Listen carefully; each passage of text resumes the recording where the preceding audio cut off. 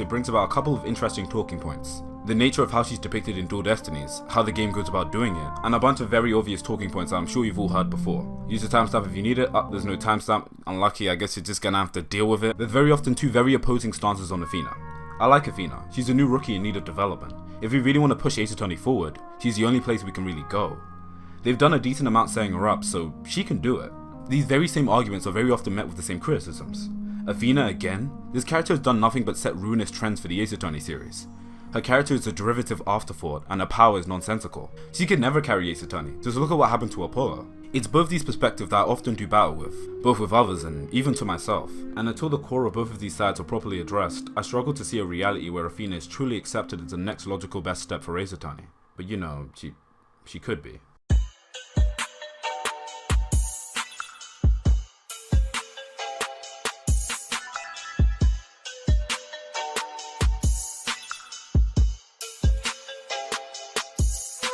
Let's simplify things, because talking about Athena does require some nuance. You know, at its core, I think Athena is conceptually a more interesting character than Apollo. Not a necessary addition, but conceptually more unique. And while it's true that Athena takes the place of other existing characters, it's important to note how unique those relationships were in the first place. Let's take Apollo and Trucy. When we're being 1000% honest, Apollo and Trucy's relationship isn't really that different from Phoenix and Maya's. I don't think Apollo is a Phoenix clone, but I think he follows the conventions laid out before him very closely, whereas Athena's kind of different in this regard. Athena has a unique relationship with Apollo that we haven't seen before. Athena has a unique relationship with Blackwell that we haven't seen before. Even Fulbright. Athena isn't a straight woman, she's a wild card, and I think that's kind of her main appeal. She has this spunky vibe to her, and it's evident in the things that Athena would do which Phoenix and Apollo wouldn't. Playing as Athena is kind of like playing the sidekick character, the assistant. You've essentially switched roles, and I think that's kind of the appeal. Replaying Turnabout Academy led me to replay parts of the Monstrous Turnabout, and the Magical Turnabout, and Turnabout Storyteller, and I started to notice some trends. I like Athena's interactions with Apollo, I like Athena's interactions with Blackwell, and when the right character is on screen to balance her, she's actually a really fun character. It made me realize that at its core, I don't actually hate Athena. I actually kind of like her. Athena is completely over the top, overly expressive and a little naive, but that's kind of fun. There's a point in Turnabout Academy where Athena calls something Blackwell says foolish, and you know, it's I don't know, it was so childish that I couldn't help but just laugh, I don't know. But that all of that really brings into question Athena. Is she truly bad and poorly characterized? Or is that a personification of the hate towards the new direction to Ace Attorney? I think it's a mixture of both.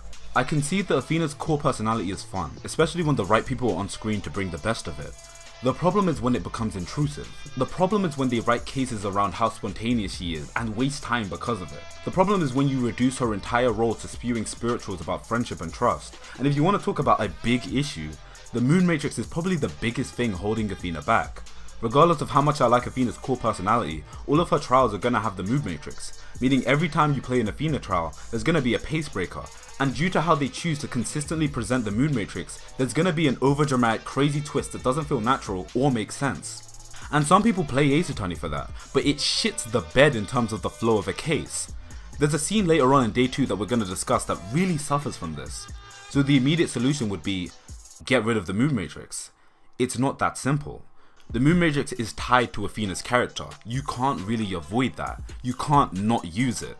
So Athena is doomed to have bad trials because the Moon Matrix is inherently flawed. Athena forces you to look at her with a bit of nuance, and interestingly, it forces you to also examine the bigger issues. Athena, despite not needing to exist, is a fun character, but she's drowned in gameplay gimmicks and tied for mags to the point where you can't really appreciate her. Athena's characterization and reputation is so fascinating because it forces you to ask bigger questions. Is Athena a bad character because she wastes the first day? Or is that more a statement on how Ace Attorney prioritizes character drama? Is Athena an annoying character because she uses the Moon Matrix? Or is that more a statement on Ace Attorney's fascination with pace-breaking character powers generally? Is Athena a bad character because she exists where she isn't needed? Or is that a statement on how aimless the direction of Ace Attorney is? Is Athena a decent character buried beneath these general issues surrounding her? Or is she the walking personification of everything wrong with modern Ace Attorney? I'm not here to tell you the answer, I just think it's interesting to think about.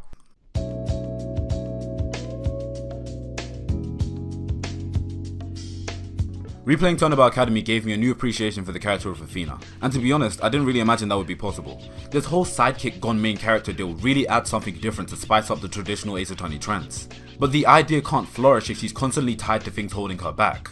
I'm no longer speaking as someone who dislikes Athena and wants the series to move on from her. I'm speaking as someone who appreciates what she brings, but recognizes that in its current state, she can't really thrive. Not if the series is so caught up in pace-breaking mechanics and character drama.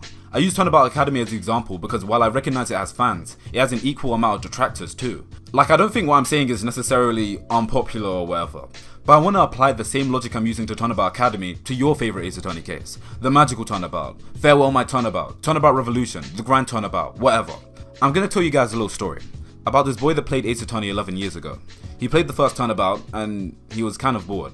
He didn't care about Mia, he didn't find Larry funny, and he didn't find anything about the game that interesting, and he was planning to drop the game when he got to the first cross-examination. And then something clicked.